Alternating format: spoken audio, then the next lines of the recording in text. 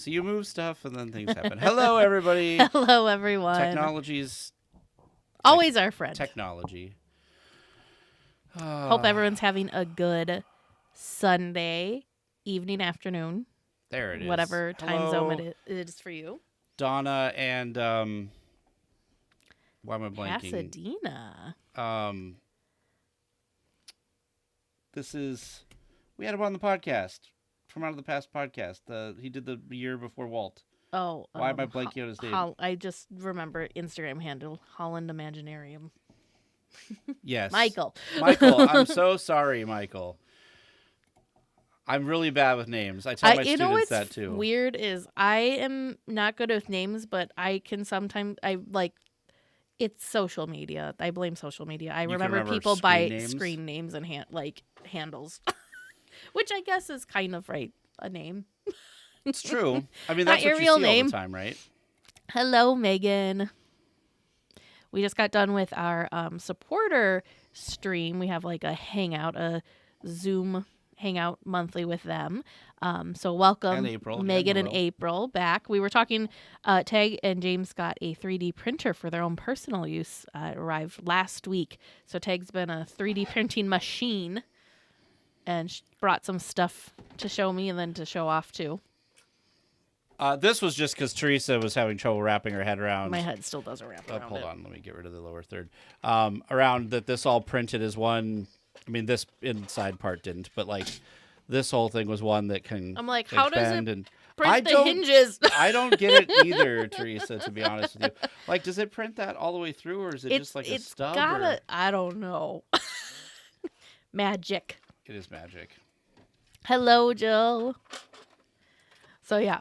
So we were talking. We went down a 3D printing rabbit hole for our we did our Zoom call, which is fine, right? That's what I'm saying. That's what I'm saying. How does it do it all at one in one swoop and in one piece? Now you've got me curious. It's just probably because it's tiny little layers, so it just I don't know. And there's an itty bitty gap that it just. I'm gonna put the software that's really quick on here, and when I pull it up, I can look at the lines, the slices. Yeah. So, anyways, possibilities are now endless in Tags. We will not talk about this the whole stream, just so you're aware. We already did that earlier with the hangout. So yeah, possibilities are endless. We were talking. We're like, oh, you can. It's a mind bend. Yes, you're right, Megan. We're like, oh, you could 3D print little holders that we could put on our watch band so we could put our little magic band pucks in it. Oh, you could do this, you could do that. We were looking at, during the break between the two streams, his machine can print soft flexy stuff. So think what Crocs are made of stuff. So he could print shoes and all this stuff. I'm like, this is crazy. Just crazy. P2S. So many possibilities. My goodness. I don't have any of those. I don't need to do that, but fine. Okay. Wouldn't you think that just would log into your own? I could have it log in, but right now it wants me to figure out how to connect to a. Anyway, it doesn't matter. All right, so I'm gonna search. Oh, look at that. That's cool. Look at this person made a laser sword. It's just crazy cool. You guys could print your own lightsabers. How does this work? Do we think the evil queen is gone forever? I'm a little sad. I think that what's going on with actress, this? I keep seeing it, but I don't know what the story is. The evil queen. So we had heard a little, probably around Halloween time, maybe, or just after Halloween time, that the villains that normally walk around Disneyland, so the evil queen, or Captain Hook, or maybe Gaston, some of those villains that are just kind of always existing in Disneyland, weren't going to be anymore. And then the previous cast member that was best friends with the evil queen and who did a phenomenal job, kind of went public that she wasn't doing it anymore and made it told everyone, basically not came out and said it was her, but said, I used to work for Disney, and then showed the fantastic evil queen. So we're not I don't know what happened, if it was her choice, if entertainment was cut or what, but I'm wondering if the villains are only going to now be existing and coming out during Halloween time. That's what I'm kind of wondering. Some people had said she became too famous. I don't know. I did see that they had her doing like little like promo, what do I want to say? Promo video type things. Actually, I laughed because Kristen was in the, like, I could see her in the back of one of the videos. Oh, really? Where she was doing like a promo video with like some comedian that was visiting in the little like, I don't know, garden area that they have adjacent to the castle where they do the promo filming stuff. Yeah. And so she was doing like a bit with this comedian. So I don't know if it's that, because I feel like why would, if Disney thought she was I don't know, became too famous, why would they be putting her in promo stuff that they're filming? You know what I mean?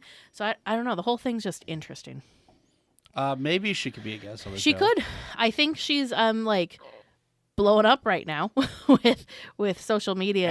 Everybody being interesting. The issue was fans went to see her, the actress, as the queen. So when she wasn't there, people complained. Oh, see, that's annoying. Oh, no. People ruining stuff. And it broke the spell. I like how you phrased that, Michael. And it broke the spell. That's a great way to put that. But see, that's why you can't have nice things. That's really unfortunate, because that's why you can't have nice things. It's like, I mean, maybe we were guilty of this too, now that I'm about to say this out loud. Sid. There was 2 different cast members that played Sid, and there was one that was like the main Sid, was probably like born to play this role. Yes, and then the other person was like probably the more relief person. I think I'm gonna assume, I don't know this, I've never worked for the Walt Disney Company, nor do I speak for them, but I'm gonna assume they have like their primary, for some of these face characters especially, like the primary person, and then like people like, you know, like this is like team 1, team 2 kind of thing. Same thing with like the parades. I think they have like, this is our main parade cast and this is our like backup parade cast. So like any type of performance. Yeah, like any type of performance. And we noticed that with Madame Mim too, that there was 2 different people that were friends with Madame Mim for the Oogie Boogie Bash parties, which makes sense because these people need to take breaks too. Sorry, Piper. So anyway, so like I understand that there's 2 versions, and naturally people are gonna either gravitate towards one or have a favorite or whatever, but don't say that. Like, don't go there and be like, oh. Yeah. Especially like when you're in the moment. Talk about it later if you want, that's fine, but as Michael said, don't break the spell. Do not break the spell, especially in front of like young guests who like don't like, they firmly believe with. Dang.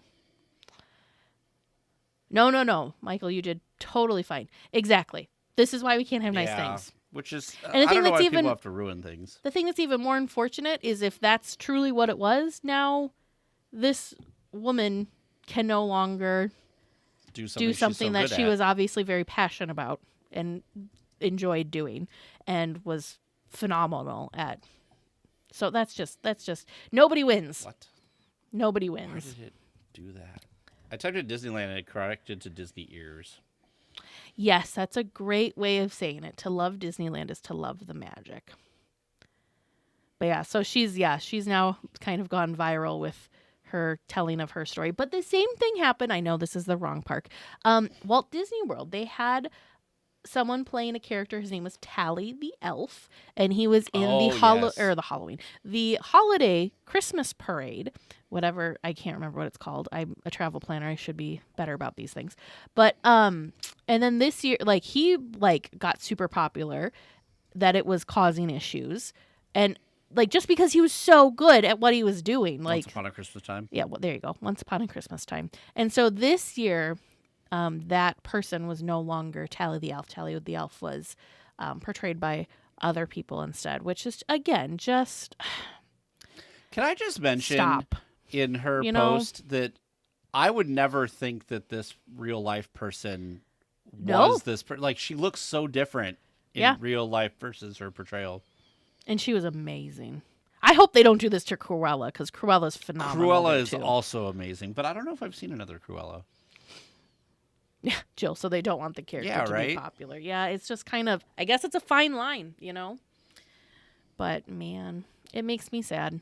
But I I had heard a rumor again. We had heard rumors towards the end of Halloween that villains were not going to be in the parks as much, and then this came. Then the Evil Queen kind of came out publicly that that the person that was friends with the Evil Queen was no longer friends with the Evil Queen. Obviously, we have not been there, so I don't know if it was just that character or if other characters also are not around as much. Which I get, because like if you think about it, I enjoy the villains, but at Disneyland, like right when you step into the world of Disneyland, does it make sense for the villains to be wandering about with all the heroes and princesses? I don't know. But here's the thing, like Disney villains, even though they're not the good guys, are also characters of Disney. So I don't know why that would be a problem. I think that there should have been more. I mean, I don't know. I understand that it can be weird with villains because you don't want to celebrate bad people or bad things. Yeah. But at the same time, like, They're you've people created too. these characters, and sometimes you've made them interesting characters. Like, I love Ursula. Ursula's awesome. Yeah. But, like, do I think what she did in Little Mermaid was excusable? No. But I think, like, as a character, super interesting and cool. Same thing with, like, the Evil Queen. Just, like, and Cruella. Like, the way they interact is so different and unexpected that it's entertaining. And this is all about entertainment, right? So, I don't know. Speaking of characters, though, since you brought this up, I want to, because I had forgotten already about it. What do you think, as not a Star Wars fan, but or is not as in depth with the Star Wars, that Disneyland is loosening their restrictions on Galaxy's Edge? I know this will come probably on the podcast. Oh, 100% this will be on the podcast too. I find it fascinating, specifically that they're loosening the timeline in Disneyland, but not Walt Disney World. That's real interesting to me. But the one big thing that Walt Disney World has going for it that Disneyland does not is Star Tours is like right there, pretty close to next door to where Galaxy's Edge is. I'm not sure. Whereas Disneyland, it's the same park, but complete opposite ends of the same park. So I think it makes total sense, and I think vast majority of people visiting, it's going to make a heck of a lot more sense for than how it is currently, because like the average guest and even the more like majority of the frequent Magic Key holder people they're going to be excited for this change too. I think it's going to be, if it upsets anybody, I think it's going to be not like it's going to, there will be people that'll be upset because Star Wars Galaxy's Edge, what they were trying to do, I get it, that was cool.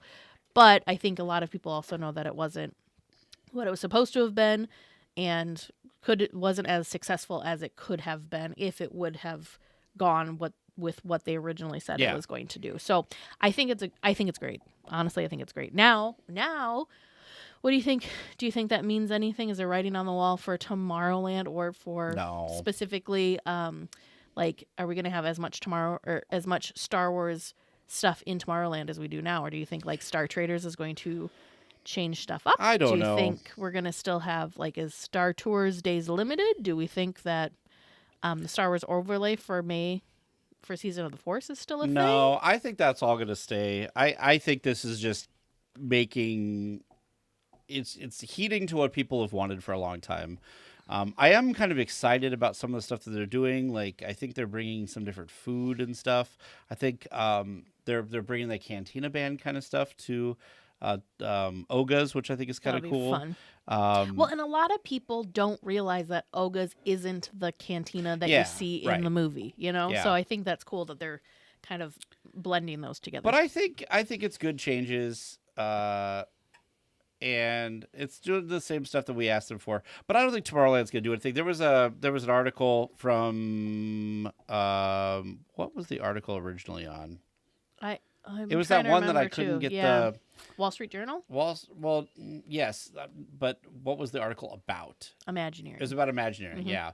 And so it was interesting because in that article, they put in they had a previous Imagineer say that, like, the previous CEO and corporate structure, like didn't want to do anything with Tomorrowland because there wouldn't get enough investment back. And I think we talked about this a little bit on the hub crawl that probably just came out this week. But it was basically that I brought up Philander, who said, like, most people don't think there is a problem with Tomorrowland. Yeah. And so I think that we got to look through that lens. Not us as rabid fans, but we should look through the lens of the average guest. And I think the average guest, I think Philander's right, because he deals with all types of different people every day of his life in his job at Disneyland. And people probably don't think it's as big of a problem as like the diehards. I think yes and no, because it's just in this weird kind of not really fully fledged, like just kind of like half thing. It's because there's a lot of empty real estate that's really not being used for show stuff. Like it's functional, but it's still broken. Like, Sure. Does that make sense? So I think they still do need to do something. But business-wise, they keep putting it off because it's not too broken that it's causing problems. Does that make sense? Yeah. Like, it needs it, and they're aware that it needs something, but they're not thinking. It's not like a new land, right? New land they think is going to generate excitement, is going to generate more people coming in, ticket sales, attendance, all that will spike. Yeah. And I don't think they're giving the credit that a Tomorrowland redo would do the same. I think it would, though, honestly. I think in somewhere for sure. But yeah. Even if they just did little things at a time, like just finish the entrance. Just finish the entrance so it's not just this kind of like half done project that it's been for years at this point. Let's see if I can find this tomorrow. Yeah, proposals by Imagineers to refurbish Disneyland's aging Tomorrowland were also turned down as executives calculated it wouldn't do enough to increase attendance. Yeah. See, and I feel like there's some middle ground they could reach where, yeah, maybe not like Vern's flatten coming to it say and hi. Vern's coming to say hi. Oh, with Luna. But like, don't like flatten it and start all the way over. But you could do like one thing at a time, slowly work your way through. Yeah. Yeah. And there's things like, it makes us sad to see the People Mover track just kind of there. Yeah. But the average fan doesn't maybe know that was a cool working attraction that's now, these are the remnants left over. And it does kind of add to the space. And taking that out would be very disruptive and expensive. I think I think that the main problem that we run into, or that I run into at least with Tomorrowland and the People Mover, is I think that there's a set of fans and guests that knew what it was in the 90s, and they're sad that when they go there now, they know what it could be, and that's not what it is. Mm-hmm. And I think that's where, because that's like where my sadness comes from. It's not that what's there is like bad or terrible, but what is there could be so much better. Yeah. That it could, you could have the People Mover, you could put the Astro Orbiter back on top of the platform. Like the amount of energy, you could make the Pizza Planet better than it is. Like that, like I used to like that place to eat, but it's not great now. Star Tours is great, but like, I don't know. Star Tours, let's just get rid of this aspersion right now. Star Tours is not going to ever move to Galaxy's Edge. Mm-hmm. It either will go away completely, which I don't think it will, because I think there's too many people that like it, or it'll stay where it's at. Buzz Lightyear, kind of a similar thing. Like I think, I don't know. It's just weird. Maybe in like maybe a future thing with if they do stuff and if they do decide to remove, I don't know, like the IPs or whatever, is like you could still use like what Star Tours is, like that ride system. Yeah. And theme it for something different. It for something different. It could just be like a space travel, or maybe it could be Fantastic Four themed, or say some other something themed. I can't see them. I don't know what they'd put in that space instead, though. Yeah. Because it is popular and it is a fun, cool experience. Yeah, and that would never happen. And I'll give you the biggest reason why. the monorail doesn't even go to all of their hotels at this point. They're not going to spend That's the money true. to bring it to, like. Wouldn't that be nice if it I actually mean, went to serviced all of the Disney hotels? I think that their idea that they had way back with Westcott was the best idea, which is I think that having a people mover style system that brings people from the parking structures and stuff towards the Esplanade, and then have the monorail just be what the monorail is, which is kind of an attraction. It's not really a form of transportation. No. Every time I see you guys, I can't wait to go back. Well, thank you, Jill. But yeah, I mean, there's a lot of things that Disneyland could do, and I think over the coming years, things are going to get better. Also, I think that when I think about this, something that, and I fall to this too, is there's a lot of people online who think that Disney is not spending enough money like at Disneyland or doing stuff. But if you think about it, look at all the stuff we've gotten recently. Like we're getting and I know it's not done yet, but we're getting 2 new Avengers attractions. Mm-hmm. We're getting a Coco attraction. Those things are already starting to work on. So I'm not going to put Avatar in there because they haven't done anything with that yet. Yeah. We've got, so coming back, we had Mickey and Minnie's Runaway Railway. We have Star Wars Galaxy's Edge with those 2 attractions. So like the Toontown refresh. Toontown, just in general refresh. But I'm saying like new stuff. I know it shouldn't count, but it should in some way. Tiana's Bayou Adventure. Like we've gotten a lot of cool stuff, but people, I think, forget what we've gotten. Oh, yeah, that's right. The new version of Smuggler's Run with Mando they coming talked about in. that What, in that May? Article Yeah, too, May. that there was supposed to be like 5 or 6 different variations of that attraction, and because of budget cuts and whatnot, that's why there's only one. Original for Smugglers, you mean? Yeah. And now we're getting a second, but like, I don't know. That one I feel like wouldn't even cost that much to add for. That is not a bad thought. It's just a little break from construction. And I think it would be nice to have a break from construction and then also have all of the original OG rides get the TLC. Because I don't think they've been focused. I think the focus has just been, new to either, the next new thing to bump the numbers of attendance and all that stuff up. But it's since COVID, since the pandemic shut down, we have seen the most shutdowns and random ride closures any given day than we used to before. There's some other things, but there's some other parts of that too. So first of all, I think you have to build more because everybody always now says that the parks are too busy. So the only way you're going to make them feel less busy is you got to give them places to go. Mm-hmm. However, they could easily do this by putting something in the Fantasyland Theater. They could easily do this by putting something in the Hyperion. They could do these things that they're not doing. That is cheaper than an attraction, at least in the short term. Mm-hmm. But the other problem that you run into with the attractions breaking down is I would say some of that is actually you can blame on guests. And I don't think that there's anybody listening to this that does not agree that since COVID, people have gotten crappier. Like people are just not as gracious with one another as they used to be. They're not as good at following rules. And all of that stuff. It's just something that has happened with our society, and it is what it is for right now. Well, and it's interesting because I've noticed that we kind of sometimes fall into these things too, where we've been on an attraction a million times, and they're like, "Oh no, you got to take your sunglasses off your head or your ears off your head," and we're like, "Oh no, we know because we know." Mickey and Minnie's Runaway Railway, for example. Oh no, we know exactly where you need to hang on to it because we've done it so often. Sure. But so many other people don't, and they're like, "What are you talking about? This is a kid's ride. I'm fine." And then next thing you know, whew. And were you?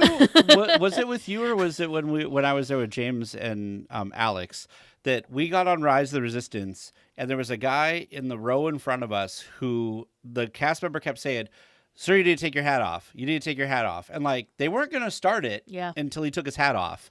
And finally I was like, "He's talking to you. You need to take your hat off." And he took his hat off finally. And he did. He was good. He kept it off. Unlike people when we were there for COVID and we're like, "You got to put your mask on." And then you get around the corner and they take their mask off.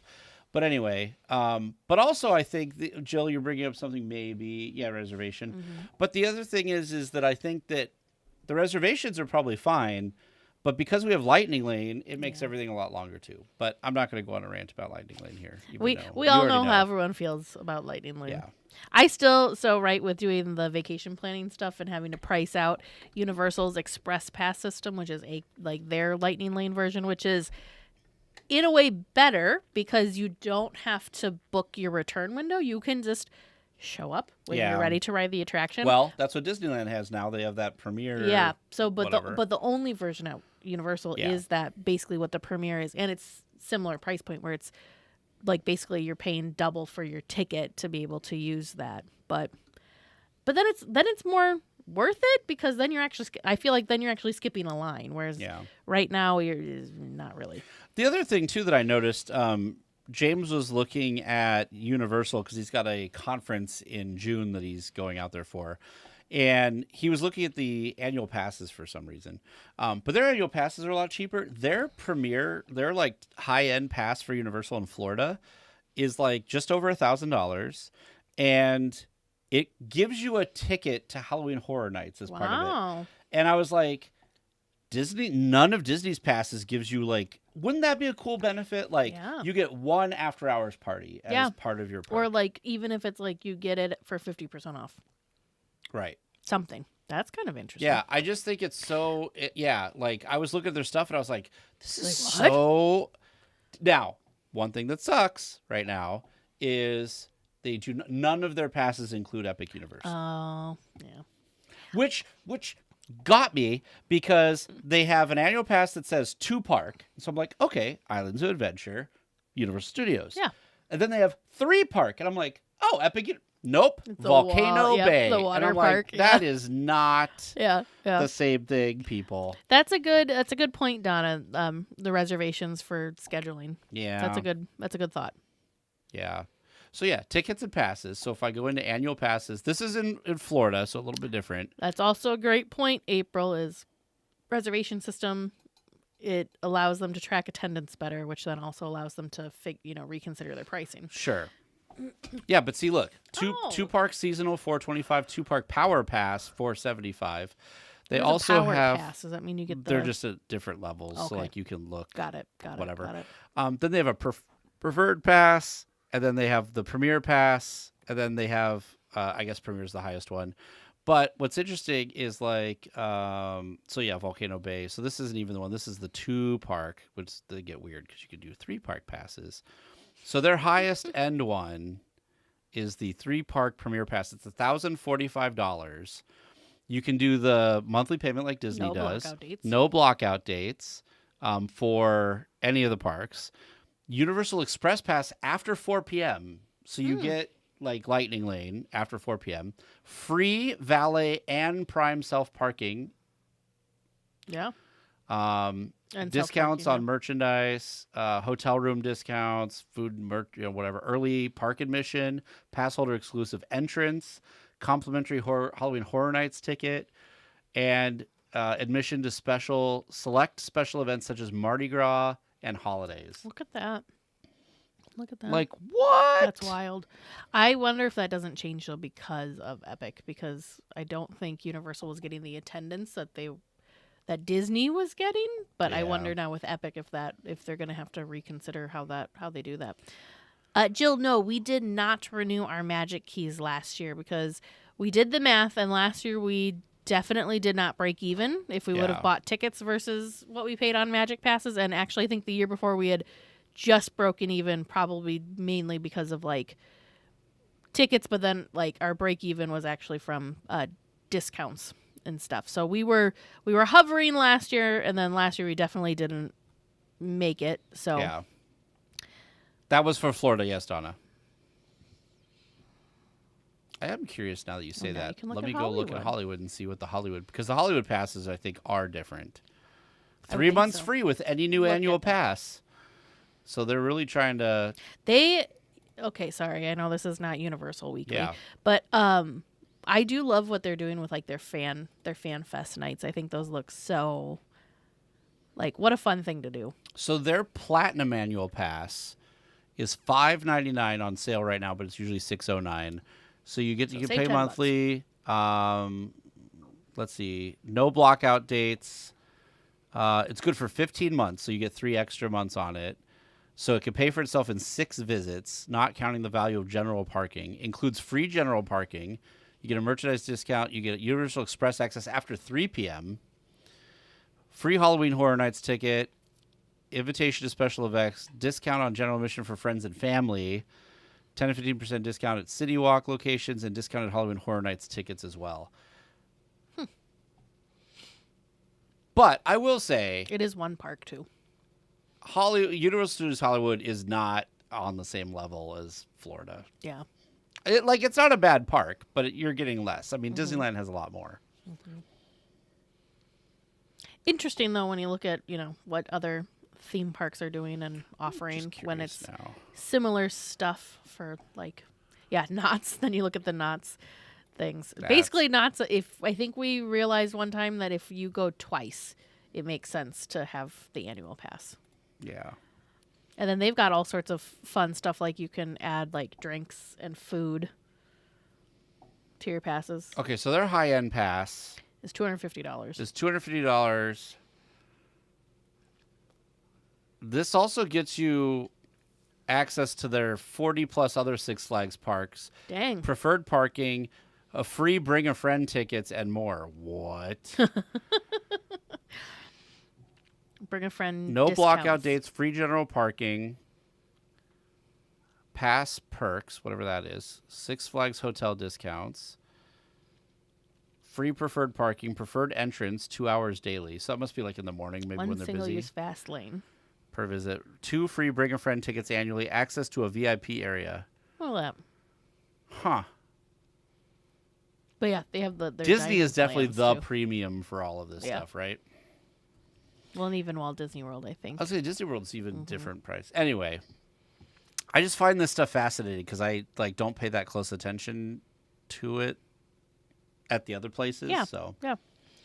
If I were a local, I think I'd probably do annual passes for multiple places just because, right? They've got different things, and especially Knott's, because if you go twice a year, you've already paid for the basic. I will also say, in fairness, even at Disney's prices, if you go enough, I think it's still of extreme value for the amount of stuff you can get. Oh, I'm upset now. What? Look, the Walt Disney World Pass, you can include an add-on to your pass for photos.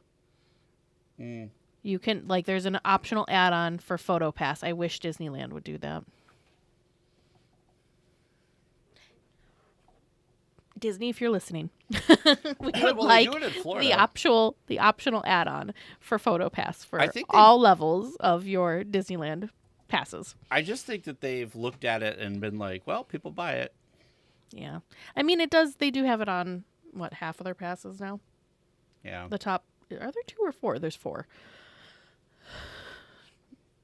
But yeah. Disney's website. And that new Explore key just premiered. Mm-hmm. What was the Enchant key is now the Explore. I like how they're trying to get people to use Lightning Lane Multipass by giving 25% off. That's not bad though. $9.99. No. All right, $18.99. Let's see. I also wish. I'm sure there's a legal problem with it, which is why. But I really wish you could pay monthly and not be a California resident to pay. Did you see? Monthly. For Universal can pay for itself in this many visits. They finally started breaking that down. That. Sorry. They realized that all of us were doing the math for them. Did you see on the Universal Florida with their monthly payment system, was that Florida residents only, or was that? I did not notice, but I didn't pay attention. Sorry, I know this is probably all very riveting for you guys to listen to us babble about. It's an interesting topic, the comparison of all the different theme parks and passes, and look at that crazy roller coaster. I am not a Universal person. I think that was the Incredicoaster, which was pretty dang awesome. That was pretty wild, watching how every section was going kind of in a different. Okay, let me see here. Flex pay details. This program allows you to purchase annual pass with a down payment and spread the remainder over 11 months. It doesn't say anything about Florida residents. Yeah. Or limited to Florida residents. Huh. Interesting.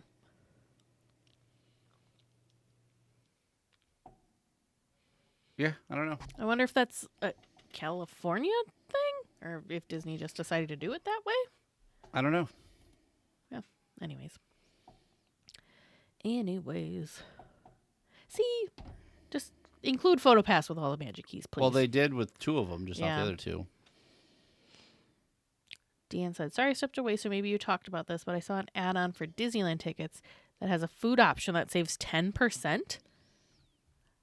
Just like regular tickets? Buy theme That park is tickets. not something I've heard about, Dan. Now you've got my interest is piqued. Here we go. Let's go through here. So I know World has, if anybody is thinking about going to Walt Disney World, there are so many different promos going on this spring, summer, and into the fall. Like, you can get 2 free days. What is it? Buy 4 days, like a 4-day vacation package. So that's 4 nights at a hotel with 4-day park tickets. And you can get 2 extra nights free. So you can get a 6-night, 6-day park ticket for the price of a 4-night hotel, 4-day park ticket. Oh, right here. A $10 discount on Disney dining cards. Look They at have that. a face value of $100 that can be used at participating food and beverage locations within the resort. Add up to 3 dining cards when purchasing theme park tickets online. Each card will be delivered in a separate email within 24 hours to the email address you provide. So they are normally $100 each, but you get $10 off of it or whatever. Oh, so it's like a $10. It's like a $100, but you buy it for $90. But only Disney for gift food. card only for dining. And then a standard 1-day parking voucher, $80. Oh, because it's 2 days. Yeah. Yeah, that's interesting. Vouchers are not valid for parking at the hotels of the Disneyland Resort. Yeah. But that's interesting. That's kind of cool. Super interesting. Now I gotta look. I don't know why they don't. I don't know why Disneyland doesn't do like World and have like a dining plan that you could pay for, which would be fun. That's the No, other thing with Walt this Disney is World. for Disneyland, Kids Jill. eat free right now with their dining plan too. I'm like, what the? Get some promos for Disneyland, please. Yeah. Yeah, I've heard that like there's some people that have really worked out the Disney World like dining plan, like how you get your most bang for your buck. Mm-hmm. Mm-hmm. There's a whole science to it, it feels like. Let's see here. It's good to figure out if you know where it is you want to eat. If you don't know where you want to eat or what type of meals you want to do, then it's kind of hard to figure out if you're going to end up ahead or not. Disney World's got a good ticket deal That's right why, now. yeah, 2 that's what extra I'm days saying. free. So you could also, it goes all the way up to like, I think 8 days, and then you can get 2 days free, so you can get 10 days for the price of 8 days. The lowest is 6 days for the price of 4. But same with the hotel rooms too. So hotel, like the nights, you can pay for a 4-night stay, but actually get 6 nights. Sure. What did I select here? 2-day ticket. Okay, I'm just going to say 1 park per day. One of those. That's true, Deanne. That lovely little $50 kid ticket too. Okay, so Disney World has, you can add Memory Maker, so that's like the PhotoPass thing, for $185. Yeah, and it doesn't matter how long your stay, which is nice if you have a longer stay, but it doesn't matter for how long your stay is. Do they not give you options for like dining and stuff? Not for tickets only. You have to be a resort guest to do the dining. Oh. So we can't do like... It's interesting that they don't have an option to be like, also add on whatever. Okay, so you got to do it as like a, okay. Plan your visit. You got to do it as a whole event. Okay, Yep. Anyway. Nope, they don't have it on there. Is this on your Yeah, way of I'm doing looking at my way of doing things. Like the back end of like the vacation planning. I don't see... Oh, that's cute. The little Dapper Isn't that Dan's fun? loading screen. I don't see the option for that dining card. I don't like that. That's not... I don't like that. I'm going to have to... Do you think they're doing that because I think we've talked about this on the show before, so hopefully I'm not like spoiling anything. But do you think that's because Disney gives travel agents like a commission, and that if somebody's doing it themselves, do you know I what don't mean? think so, because so if anyone's curious about the behind the scenes of Disney travel planning and how travel planners are paid, Disney pays commission not on everything but on certain things. So like some tickets, not all tickets, some add-ons, not all add-ons. Some special events, like you get commission on special event tickets from Walt Disney World, but maybe like not the Disneyland special event ones. It's like a whole new language. But that's a Disney dining card. So no, I don't think so. Because that's something else entirely. Because that's basically giving a 10% discount on food, but you have to buy the card in addition to the, you know what I mean? Right. So it's a guaranteed purchase. Yeah. Yeah, I guess that's not like $100 you're giving away or $90. It's $10. Interesting. Yeah, Deanne, I just found it. It's on the like normal Disneyland site, but on the Disney Travel Agent site that we book through, it's not. I'm going to have to ask about that because that's really strange. I'm glad to see that their back end is also just as kind of crappy looking as their front end. It basically takes you, like, watch the cruise one. It basically just takes you to the regular cruise cruise site. Yep. So it just adds like a little banner at the top that it's you. Yeah. That's interesting. Yeah. But like I can look at stuff like if I go back, like reservations and offers, so I can like view all the offers that are going on. I can filter it down to like. Well, Donna, I only did it when I was going through. I did it for a 2-day pass. Yeah.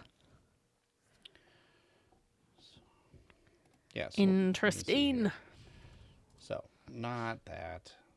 I am not doing good at typing today. So here, I'll share this quick, and we'll just go through it real quick, because why not? Browser is what I'm trying to do. 1 second, everybody.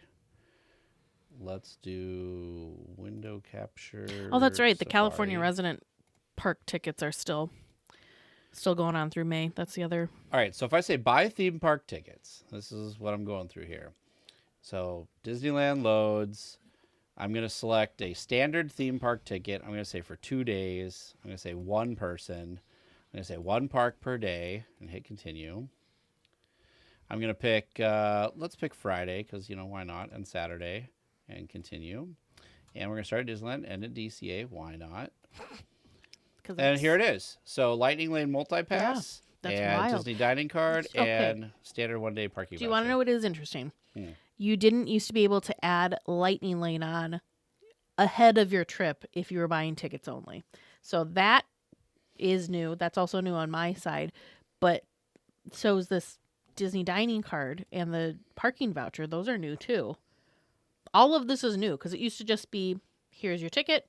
Yeah. Do you want reservations? Okay, check out. Yeah, you I remember that You didn't too. have any sort of add-on. So I wonder when they changed that, because it used to be just if you did the vacation package, could you buy your Lightning Lane ahead of time? Can we talk about how expensive a 2-day ticket is? Yeah. My goodness. Was that a park hopper or single? Single. Yeah. Standard day, $168 a day for the number of days. But then when I picked the dates, I think they were saying that they were like more expensive dates or whatever. Maybe. Well, why don't I pick like the middle of next week? Can I do that? Why not? Selections. Middle of next week. Tuesday, Wednesday. Let's try that. But see, it doesn't like tell you how much they are. See, we're still at $335. It's just very weird. So, it doesn't matter. So it only matters when it's a single day ticket. Do you have the tiers? Oh, sure. So sometimes, look at that. Sometimes it's almost slightly better, depending on what day you're going, to get a 2-day ticket. Oh, so then when I get here, Yep, it'll show me. Yep. Okay. Yeah, so, then parks. Oh, what's available and how much? Okay. Yeah, so like the middle of the week here, like 100. Here's that tier 1 stuff. Mm-hmm. So I could just be like $104, thank you. But see, this would make more sense then, because when I'm buying the 2-day ticket, it was $300 and something. I could instead buy 2 1-day tickets, and it's going to be cheaper. Mm-hmm. Because that would be $208. Yeah, depending on when. Yeah, it all depends on when you go. Well, that doesn't seem right. That doesn't seem right. Interesting.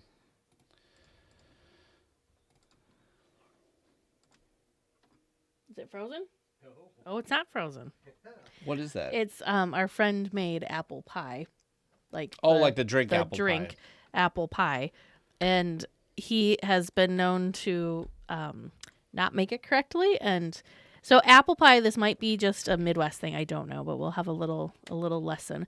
Is a apple flavored adult beverage. Tastes like apple juice or apple cider. Yep. It's made with apple juice and apple cider, and then like made with a bunch of like spices and stuff. But then yes, you put in like very high proof liquors and mix it all together. So you just either take it like you treat it like it is just straight out of like a liquor bottle type of. It's very high proof. So anyway, so he would make it though. And you boil all the spices and the like apple cider and juices together. And then you're supposed to let it cool and then put the alcohol in. He wouldn't do that. He would pour the alcohol in when it was still cooking. Burn it off. Exactly. So we would always laugh because it would freeze. Like if you put it in the freezer, it would freeze because there's no alcohol left in it. So Vern had that in the freezer to test it, and he's learned his lesson? No, we've never brought this up to our friends. We were trying to not be rude because he thinks... Well, your friend might have figured it out. He thinks he makes very good... Well, yeah, because you're not tasting the alcohol because it's gone. Very strong apple pie, and we never broke it to him that it was not. But so he came by today and dropped some off, and we laughed. And Vern's like, "I gotta put it in the freezer. I'm gonna see if he's Why would you not tell your friend that? He's very proud. That's why. Okay. So I was like, I feel like as a good friend, you'd tell them that it's not. He's very proud and thinks he makes the best, and so just. We were picking our battle, and that was the battle we did not choose. I have an IT question for you. Okay. Is your computer Windows 10 or Windows 11? I have no idea.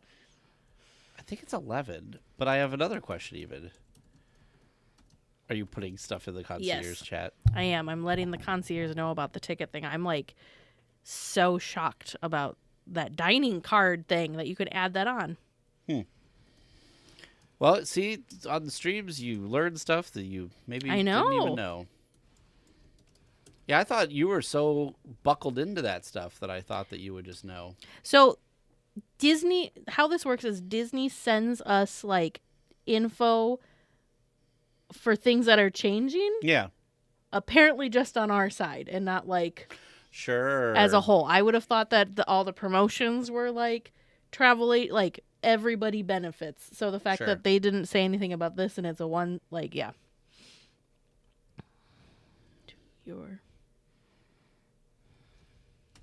I'm kind of amused at your Discord because I'm obviously not in the concierge Discord, but I'm kind of laughing because, like, Lindsay is in how we have Lindsay in our chat where it's like the vertical bar. I don't know if I can just see that. And then Bethany has her full name. Yeah, I don't know if I just see that. I don't know. Because it's per server. Like, you're just Teresa U, but you're Teresa U host on ours, so I don't know. They may have just liked how we did it on ours. I don't know. See, Deanne, you need to become a travel planner and you can find all that stuff. We found it. So it's there, but yeah, Disney just quietly put it out there. So good on you for finding that. That is just wild. I didn't even know Disneyland did a dining card. But why would... And I just don't understand. Why is it available here, but not... So, it says it comes in the email. So, do you just have, like, a printout thing that you show the cashier when you're checking out your food? That's a good question. That is a great question. Deanne, you're going to be a travel agent. I could see you being a travel agent, Deanne. That's the funny part. In the 80s. I could see that, though. Mm-hmm. Starting to say at the post office.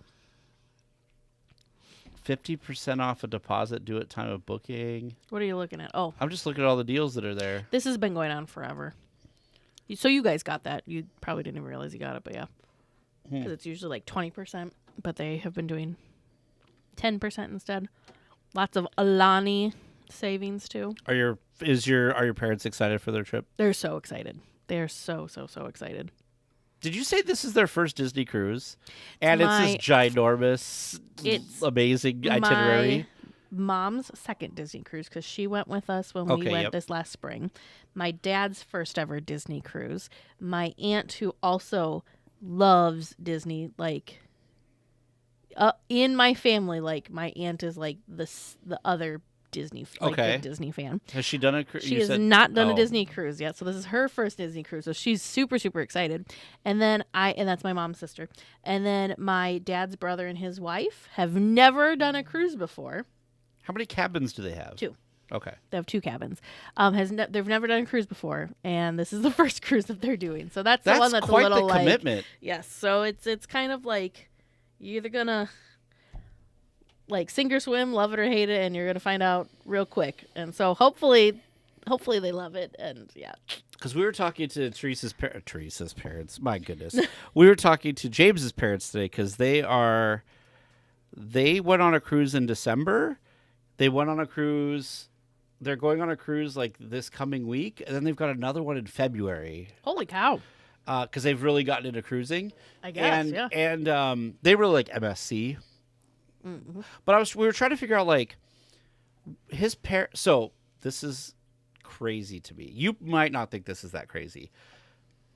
They never do main dining. They are a buffet only people.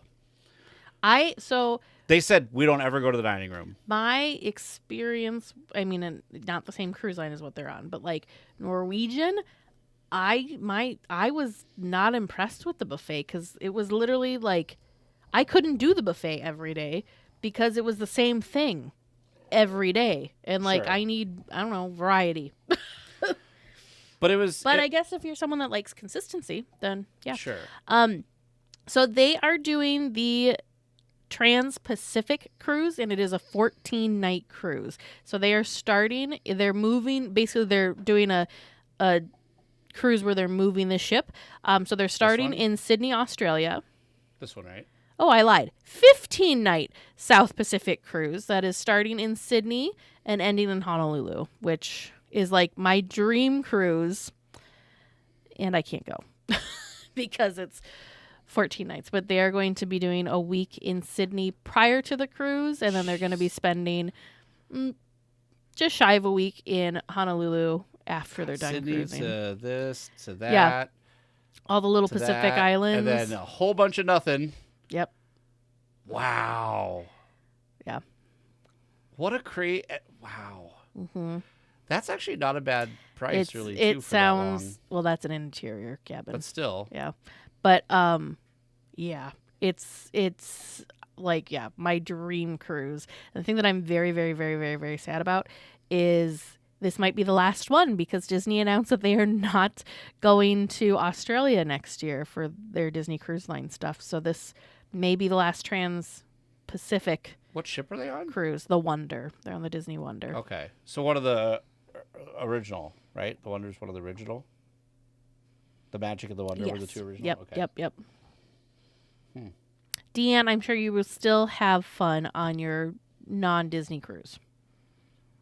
Because you still get to, like, fun. Just, relax. And cruises are fun because, like, it's just much more stress-free than any other vacation really is because you just... where you're staying and where you're at, everything's like right there, and you just kind of get to like explore and experience different parts of the world if you want to or if you don't want to. Because like you could like when it stops at you're sleeping on the ship, you wake up in a different place and you can go and explore that different country or different wherever it is, and then just not have to worry about trying to figure out like if you were to do that separately and have to figure out all the like logistics of your flights to get from place to place to place, your hotels at all the different places, and then researching like food and all that stuff. You just like all that worry is kind of taken out because you don't have to do all those extra steps, but you can still get kind of, it's like a buffet of vacations. You get to like sample different places because you're not in like, maybe you're only at the stop for, I don't know, like 8 hours or something. Sometimes it's really short. Like sometimes it's shorter. Yeah. But, you get a sampling of different places. So, yeah, I think it's... But you don't have to get off the ship. Like, I don't really ever get off the ship And much. The thing that I really think is great, especially for bigger family vacation things, everybody can do their thing they can do everything at their own pace. Yeah. You're not having to like, okay, everyone, come on, we got to go. Like, we're going to go do this thing today. No. Like, if you want to go hang out at the pool, cool. If you want to go and do trivia, awesome. The kids want to go hang out like everybody can just go do their own thing, and nobody's gonna disappear because everybody's stuck on the ship. You're still like together. So I don't screw it up this time. So you don't screw it up. When we go on the transatlantic, yeah, what's the proper way to reserve like the next cruise? Because apparently it didn't work for us. You get an email. Okay, so if I don't get the email, then something is wrong. And since you booked it through me, you'll get an email. I will also get an email. Okay. So if I come back and I said I did this thing, but I didn't get an email, and you say you didn't get an email, you can like call them and be like, "Hey." Yeah. Well, yeah, we got to try and do that ASAP. But yes. Because I think they told me if it's within when I called and said that like it wasn't there, that like they can usually fix it if it's close enough. Yeah. But since it had been like years over like a year and a half, they were like, "Yeah, sorry, no." Yes, Michael, I'm with you. So my like Disney cruise bucket list is to do all of the ships. I really wanted to do this Trans-Pacific cruise, so I'm hoping that comes back, so I have the option to do it. But Alaska, that just like amazing. You gotta get a balcony too for Alaska. Amazing, just looks incredible. Don't do an interior for Alaska. I've heard that like you really want to be out. You want to really have like a balcony that you can look out and see the gorgeousness of Alaska. Like everything's just picturesque. It looks like. So yeah.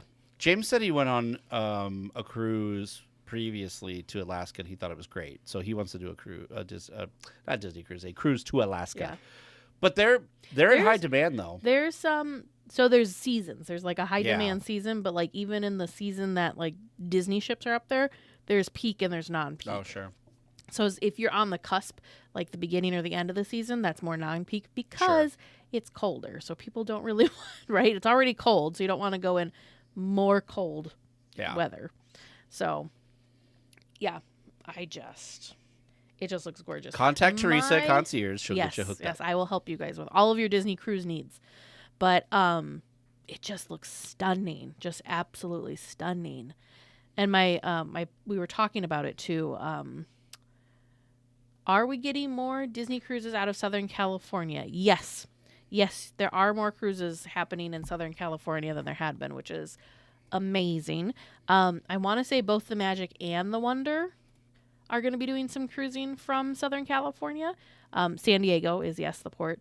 They only really, they're not super long cruises going out of there, but I don't know. Depends on you. Like, right? Some people just cruise for the ship. That's Kate. Kate cruises, well, and you too, cruise for the ship to like hang out and do stuff on the ship. But it's mostly like, looks like 3 and 4 nights. I think 3 and 4 nights. Oh, there are some 5 nights and 6. Never mind. Don't listen to me. They've apparently gotten 7 longer ones. But I think these are like in the future. Yeah, these are like holiday time in December of this coming year. 14 night there's also Panama Canal that they're doing as well. I wonder if James and I could do this one. Oh, this is in November. Yeah. We're in school. You could do so they do 2. There's one that they go, Yeah, we really want to go through the Panama Canal, but Josie, who was on, she's the one who did the Adventures by Disney trip. Josie said that she doesn't think they're going to do many more Panama Canal because it's so expensive to go through the Panama Canal now. Yeah. So they go, they go down to different places in Mexico. So like the 7-night one goes to Ensenada, Cabo San Lucas, and Puerto Vallarta. And then the shorter ones, Ensenada seems to be like the place. Oh, that one's got Catalina Island too. 5-night to Catalina Island. Oh, and Ensenada, Mexico. Okay. So they don't have, which I think, to me, that's a good mix. Like 2 stops on a 5-night cruise feels good to me because then you've got plenty of ship time and then you can also like get off and experience wherever it is that you're going. Like a 3-night cruise with 2 stops, that's too much for me personally. Yeah. Because it's 3 nights, but so not it's like the day you get on and then the 2 stops, then you're back. Yeah. Yeah. I think for me personally, I need a cruise to be at least 5 nights for it to be like worth it. Because also we don't live near a cruise port. We have to like fly out. You know what I mean? So like, yeah. Oh, that's so cool. Well, that's good. That your aunt was a lounge singer. Very, very cool. But yeah, so there are more cruises happening in San Diego. I know Concierge is doing a group cruise in March. from San Diego. And then the ones that we were just looking at there went all the way into like, what was it, November was that final? Oh, no, there were December ones too. There were Very Merry Christmas ones as well. November is the Panama Canal one.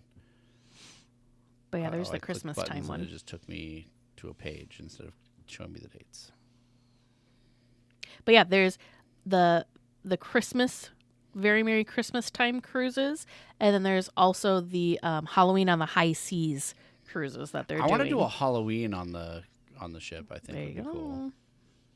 I think it's neat that they decorate the ship. So like the Yeah. portholes have like, I don't know, window cling decoration type things that they do, and same thing with the Very Merry Time cruise. And then of course they decorate like the interior of the ship as well. Yeah. I just got to remember this next time. If I'm going to do... Get the confirmation. Get the confirmation. Because they were told me that it would be fine. And spoiler alert, it was not fine. So what Tag's referring to is when you are on a Disney cruise, you can book something called a placeholder, which That's what it's called. they just increased the price. It's $250 that you then get to use. You buy it for... So you purchase the placeholder for $250. It was $200 before. Oh, okay. Is $250.